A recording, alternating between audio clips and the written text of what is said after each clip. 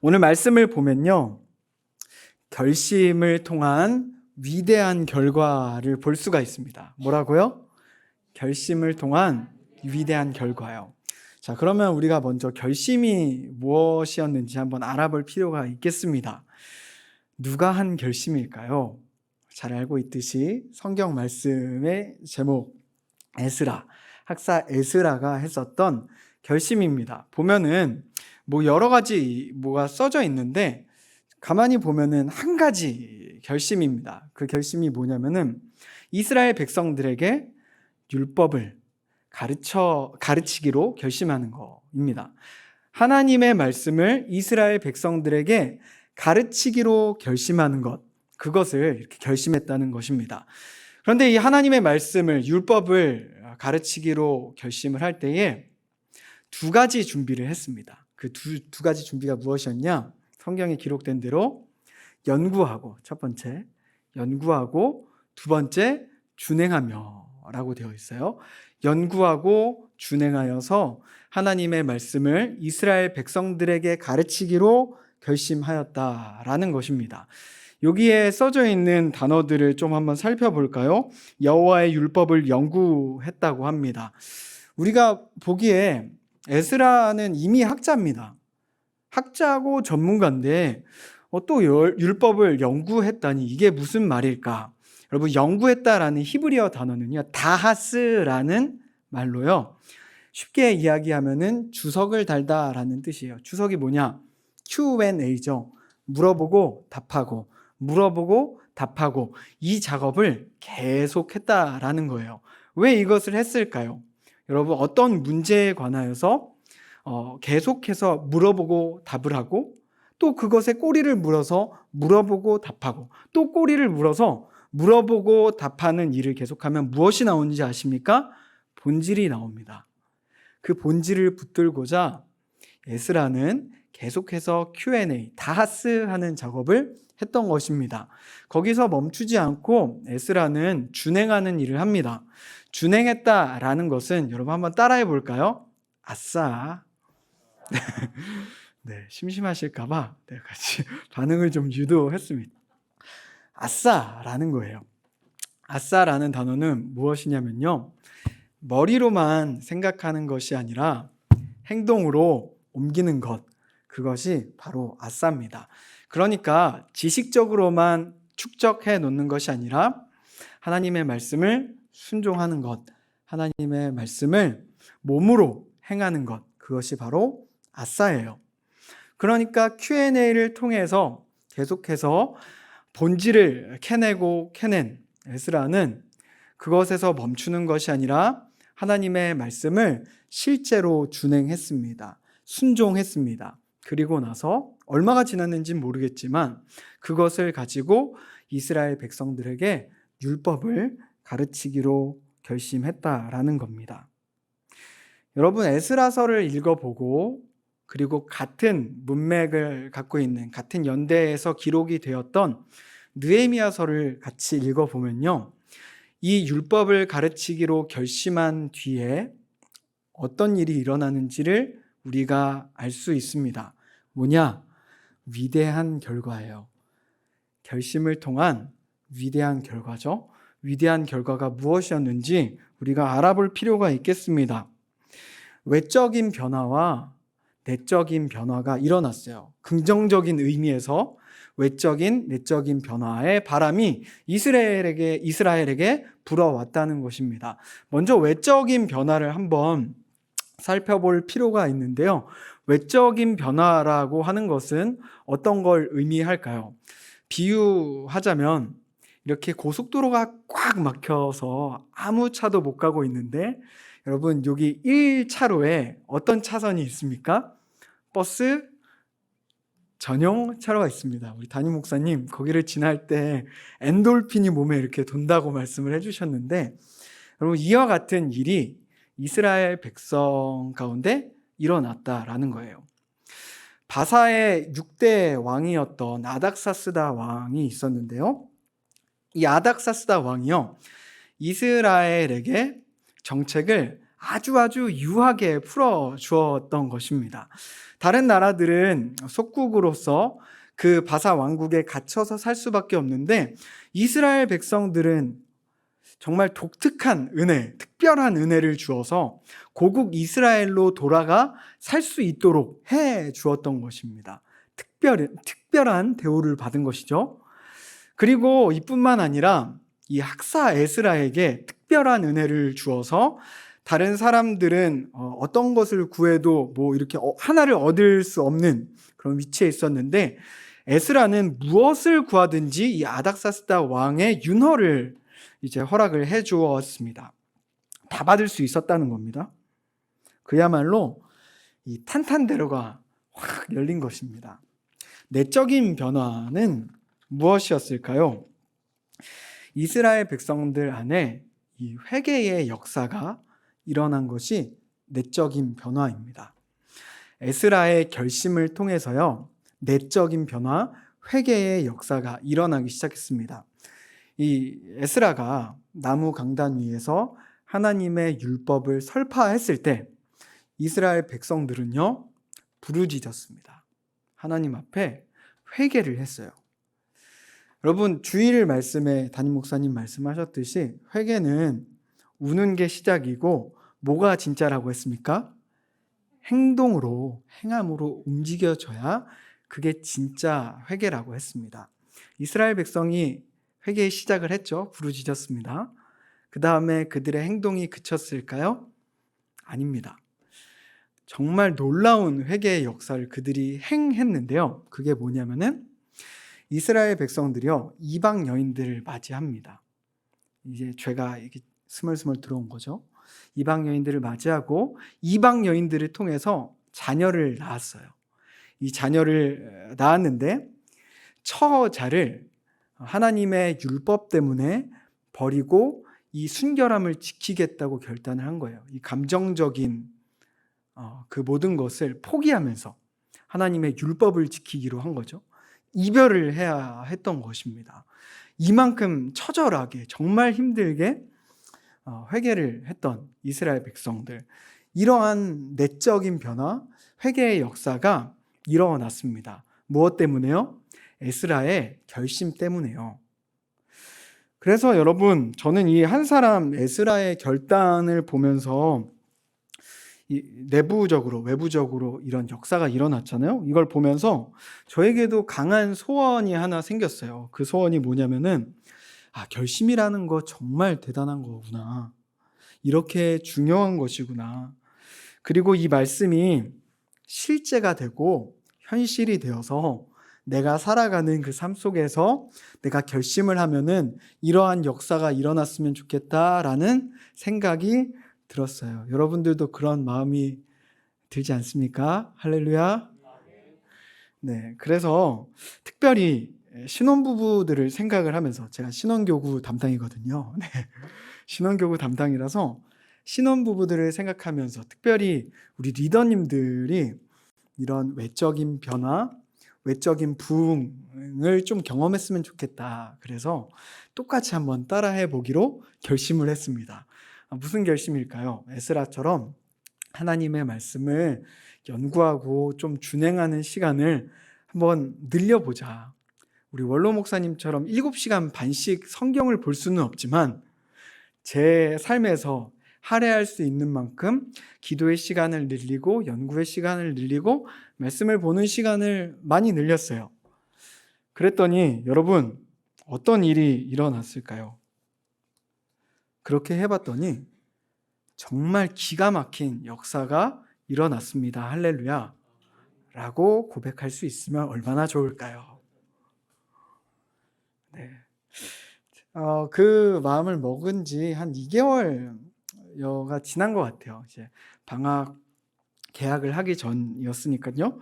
그래서 에스라가 얼마나 연구하고 또 준행했는지가 성경에 나오지 않으니까 내 연구와 이 준행의 양이 부족해서 이렇게 역사가 나타나지 않는 걸까? 하나님의 말씀은 진짜고 실제고 현실로 드러나야 하는데 왜 이게 자꾸 드러나지 않을까? 낙심하는 마음이 조금씩 찾아오더라고요. 그래서 어떻게 기도를 했을까요? 의심막이 떠나갈지어다 이렇게 기도를 하고 다시 한번 열심히 이 말씀을 연구하고 준행하는 일에 힘써야겠다 하는데요.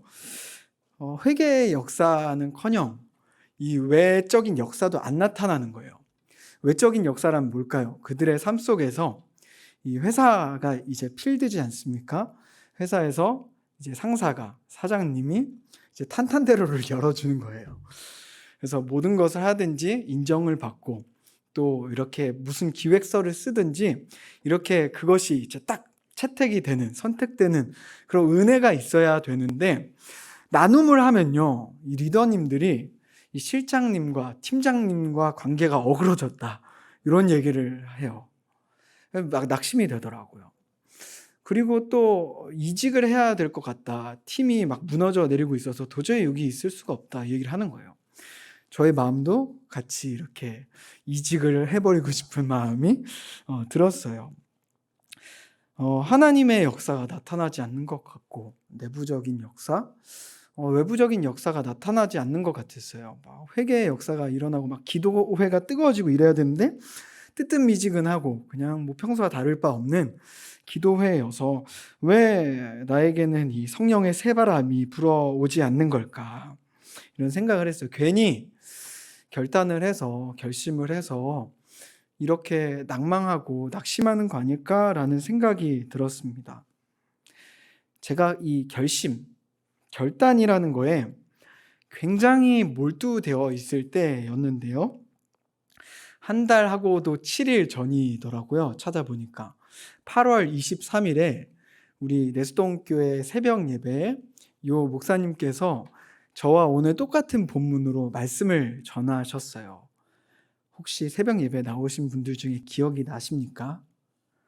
네, 기억이 안 나시면은 같은 본문으로 설교하는 저로서는 굉장히 감사하고 새로운 마음으로 들으실 수 있기 때문에 네, 감사한데요. 네, 오늘 찬양 인도하신 우리 연하는 목사님께서 똑같은 본문으로 말씀을 나누어 주셨어요.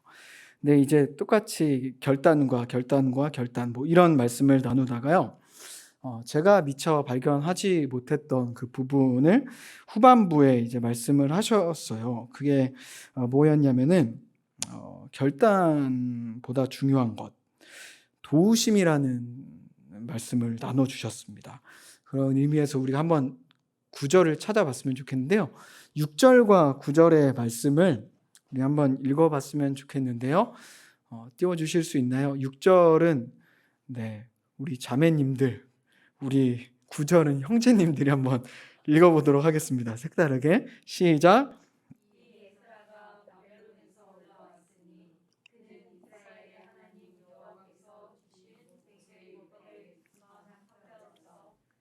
하나님 여호와의 도우심을 입음으로 구하는 것은 다 받는 자이더니. 9절. 첫째 달 초하루에 바벨론에서 길을 떠났고 하나님의 선한 분의 도우심을 입어 다섯째 달 초하루에 예루살렘에 이르니라. 아멘. 여기에 여호와의 도우심, 하나님의 도우심이라는 단어가 나옵니다. 그 말을 듣는 순간 저에게 이렇게 사고의 전환이 오더라고요. 결단이 중요하긴 하지만 그것보다 앞서는 게 있구나. 더 중요한 게 있구나. 이걸 중심에 두지 않고 사람의 결단과 결심에만 의존해서 변화했다고 한다면 이거 굉장히 위험해질 수 있겠구나. 사람이 교만에 빠지고 마귀가 사용하는 그 전략 중에 하나가 이런 것이겠구나라는 생각이 들었습니다. 그래서 우리가 오늘 마음속에 새겨야 할 것이 바로 이것입니다. 여러분, 결심이나 결단이나 결정력 그 자체가 중요한 것이 아니라 우리에게 가장 중요한 것은 무엇이냐? 오늘 말씀의 제목 여러분 기억이 나십니까? 결심보다 중요한 것, 그 뒤에 하나님 편에 서는 것. 하나님 편에 서는 게 가장 중요하겠다.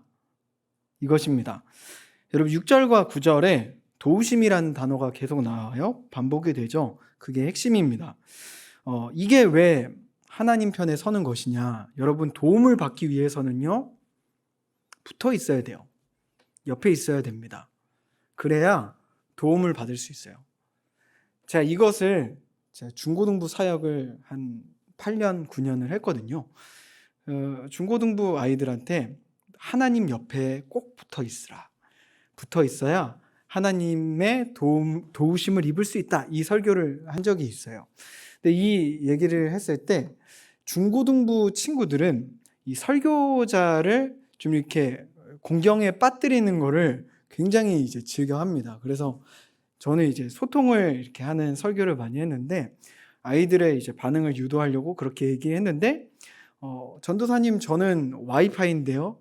저는 블루투스인데요. 떨어져 있어도 되는데요. 이렇게 막 얘기를 하더라고요. 그때는 말문이 이렇게 막혀가지고 설교가 이렇게 딱 정지가 되는, 그래서 선생님들도 웃고 저도 굉장히 당황했던 그런 기억이 있습니다.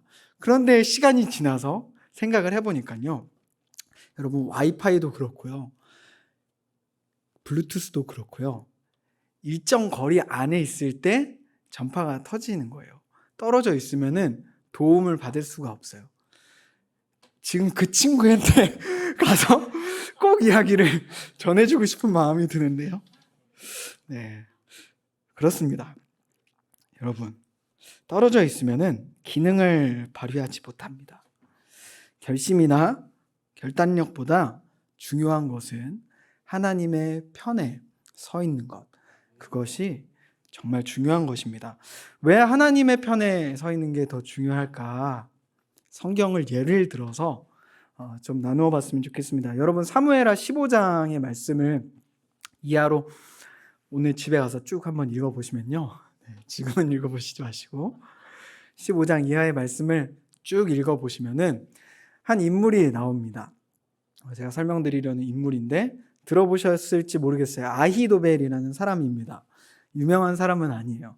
아히도벨이라는 사람이 나오는데 이 사람은 원래 다윗의 책사였습니다. 삼국지에 보면 유비의 책사 제갈량, 제갈공명이 나오죠. 지략을 펼치는 장수들이 있고 지략가가 있죠. 이 지략 쪽으로 이제 재능이 굉장히 출중했던 천재 책사가 바로 제갈량이었는데 이스라엘 당시에도 이런 천재 책사가 있었습니다. 다윗의 곁에 아히도벨이라는 사람이에요. 그의 지혜와 그의 계략과 모략이 얼마나 뛰어났는지요. 성경을 보면은 이런 말씀이 있습니다. 사무엘하 16장 23절의 말씀인데요. 한번 읽어보겠습니다. 시작. 그때에 아히도벨이 베푸는 계략은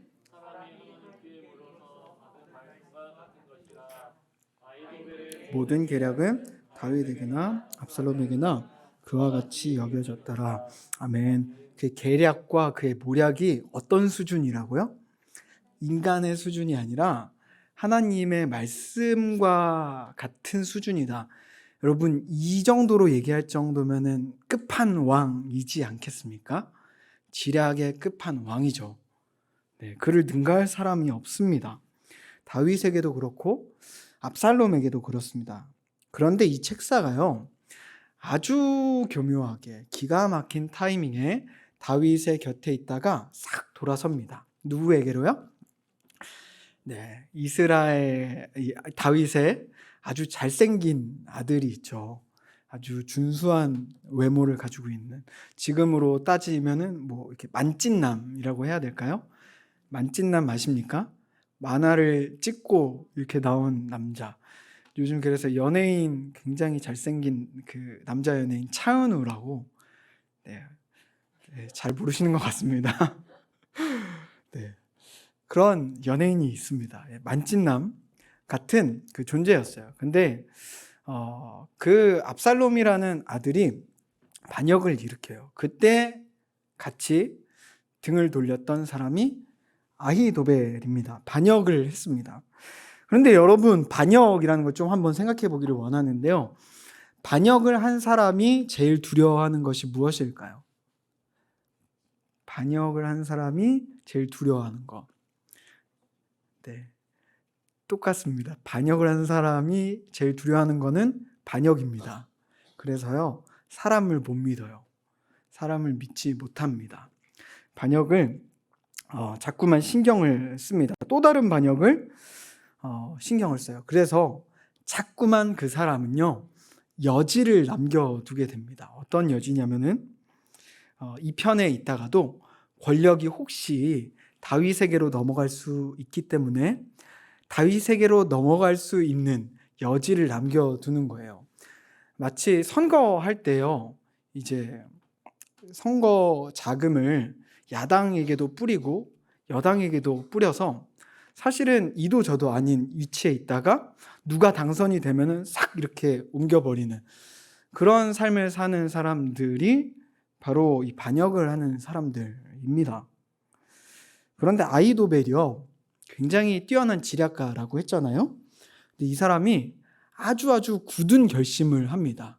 그리고 그 굳은 결심으로 압살롬에게 2가지 제안을 해요. 제안을 하는 거예요. 그 첫 번째 제안이 무엇이었냐? 다윗한테 반역을 일으켰을 때 다윗이 챙길 거 챙기지 못하고 도망 나가야 했어요. 몸만. 그래서 이 다윗의 예루살렘 이 궁에 후궁들이 10명이 남겨져 있었는데 남겨진 후궁들과 백주 대낮에 동침을 하라고 얘기를 하는 거예요. 누가요? 아히도벨이 압살롬에게. 여러분, 부도덕한 일을 하라고 얘기를 하는 것일까요? 그 이상의 의미가 있습니다. 압살롬과 다윗과의 관계가 이제 절대로 돌아올 수 없는 강을 건너야만 한다, 이것을 알려주는 거예요. 그러니까 아버지와 아들의 관계를 완전히 끊어버리겠다라는 것이고, 아히도벨 자신도 이제는 다윗의 편에 돌아갈 것이라고 여지를 남겨두는 게 아니라 자신도 이제 돌아갈 수 없는 강을 건너겠다 결심을 한 거죠. 이 결심이 굉장히 큰 성과를 거뒀던 것 같습니다. 왜냐하면은 다윗의 신하, 압살롬의 신하의 선이 굉장히 이 일을 통해서 분명해졌기 때문에 압살롬의 무리가 훨씬 더 이렇게 힘이 왕성해졌죠. 그리고 2번째 제언을 했던 것이 다윗을 급습하라는 거였어요. 이번에는 낮이 아니라 밤에 다윗이 예루살렘을 넘어가기 이전에 12,000명의 군사를 데리고 다윗을 급습하면은 반드시 다윗을 잡을 수 있습니다. 백성들은 그 밤에 가면 우왕좌왕하게 되고 다윗을 버리고 도망갈 터인데 다윗만 덩그러니 남아서 다윗만 치면은 우리는 이 쿠데타를 반역을 완성할 수 있다, 이렇게 제언을 한 거예요. 여러분, 굉장히 뛰어나죠. 사람들을 죽이지 않고 피 흘리지 않고 사람들을 얻고 다윗만 쳐서 죽일 수 있는 거예요. 그런데 여러분, 이게 어떻게 된 영문인지 압살롬이요, 그 순간에 그의 말을 듣질 않아요. 그의 말을 거절합니다. 기회가 날아가 버려요. 다윗이 도망갔습니다. 그때 아히도벨이 어떻게 했을까요? 자신의 계획이 완전히 수포로 돌아갔다는 걸 알아요. 자신도 이제 돌아갈 수 없는 강을 건넜다는 것을 압니다. 그래서 어떡하죠? 고향으로 돌아가 목매어 자살합니다. 여러분, 타이밍이나 전략이나 결심이나 결단력으로 보면은 아히도벨이 최고봉입니다. 그를 따라갈 수가 없어요. 그랬는데 그것만으로는 안 된다는 것입니다. 왜 안 될까요? 그것보다 중요한 것이 있었기 때문에 그렇습니다. 다윗이 하나님의 편에 서 있는 사람이었기 때문에 그랬던 것이고, 아히도벨은 하나님의 편에 누가 서 있는지를 몰랐던 자였기 때문에 그렇습니다. 여러분, 반면에 우리가 방금 이야기했듯이 다윗은요, 정말 결정력이라고는 하나도 없는 사람이에요. 왜 그렇죠? 사울을 죽일 수 있는 기회가 몇 번 있었습니까, 여러분? 2번. 그의 삶에 정말 10년이라는 세월을 쫓기면서 정말 괴로운 시절을 보낼 수밖에 없었는데 그때마다 다윗은요 사울을 죽이지 않아요. 여호와의 기름 부으신 자를 칠 수 없느니라. 그래서 옷 조각만 이렇게 베어버리죠. 이제 사울이 비박을 하고 있을 때 거기에 가서 사울을 쳐서 죽일 수 있었는데 어떻게 합니까? 창자루와 그가 가지고 있는 물병만 가지고 옵니다. 죽이지 않아요. 하나님의 편에 서 있으려고 했었던 다윗입니다. 세상적으로 보면은 정말 바보 같죠. 빵점입니다. 근데 여러분, 다윗은요 사울이 살아있을 때만 그렇게 행동을 했던 게 아닙니다. 살아있을 때만 그 신용만 하면서 하나님의 편에 있는 척했던 사람이 아니라는 말이에요. 사울이 죽고 나서 여러분 아말렉 사람이 사울이 죽었습니다 라고 하면서 희소식을 전하려고, 그리고 다윗에게 어떤 포상을 받으려고 이제 사울이 죽은 소식을 전해오죠. 그때 다윗이 어떻게 합니까? 이 아말렉 청년을 죽여버립니다. 왜 죽였습니까? 하나님의 편에 서 있으려고요. 더 나아가서 이 사울이 죽었을 때 매장지를 가져다 준 사람들이 있었어요.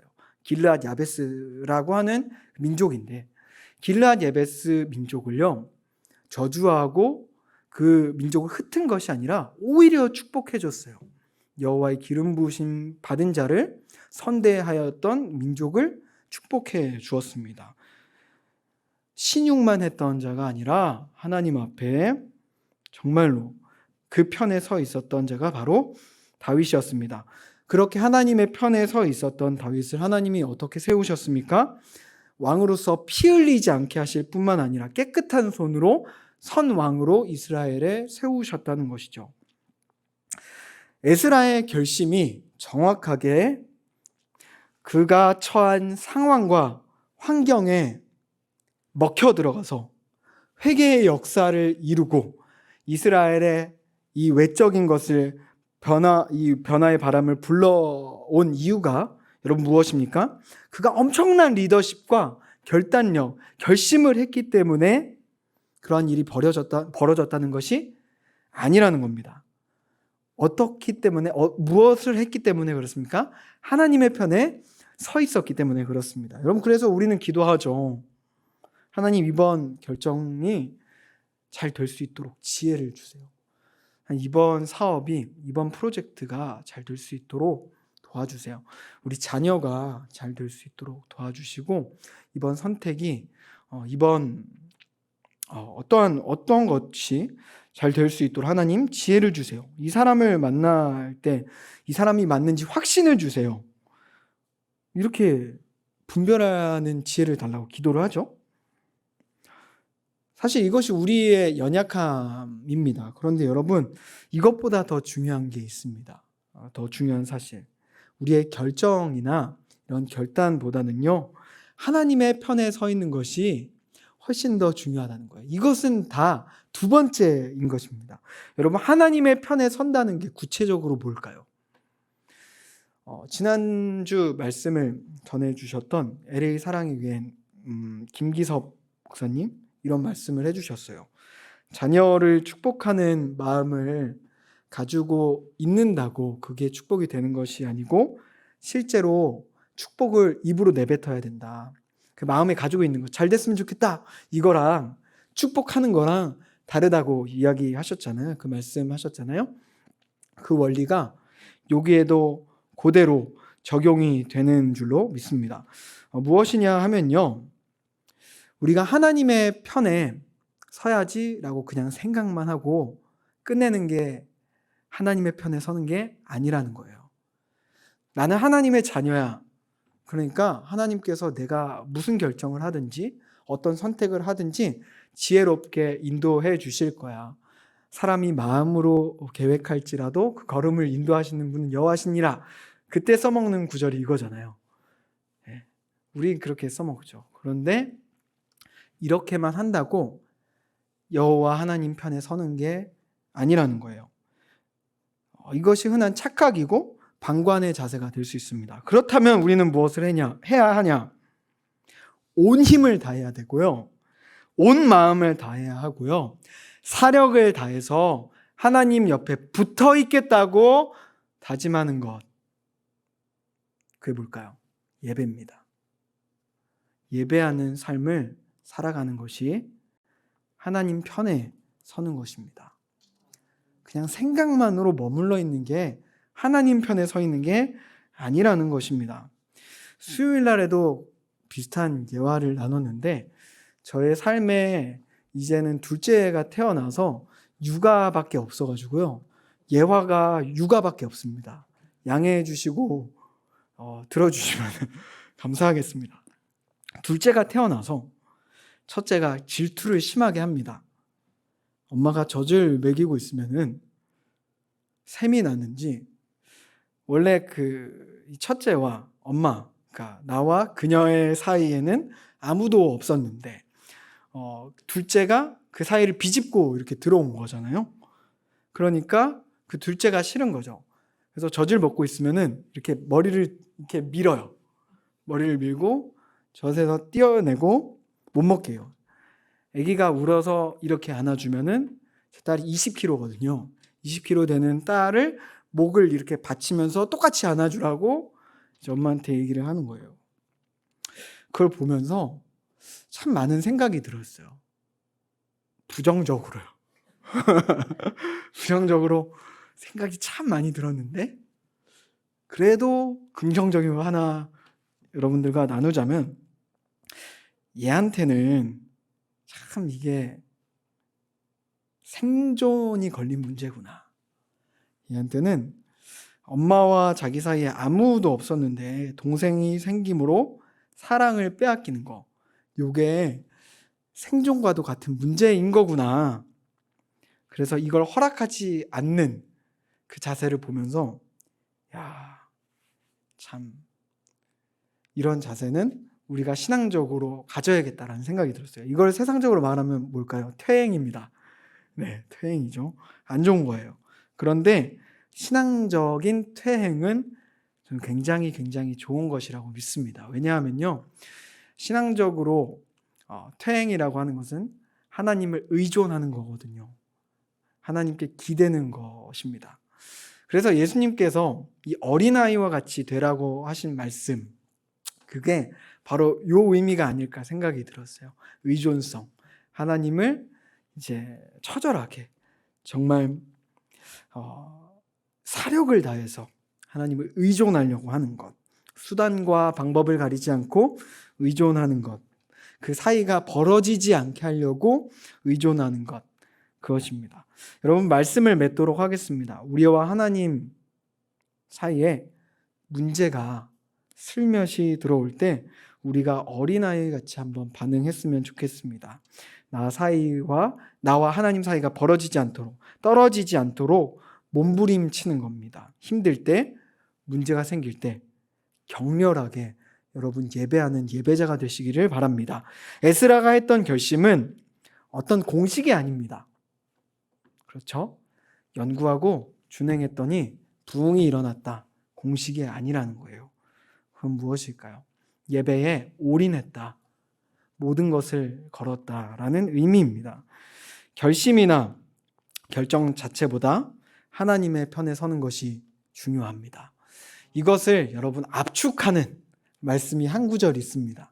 이 말씀을 기억하면서 우리가 읽어보면서 말씀을 마쳤으면 좋겠습니다.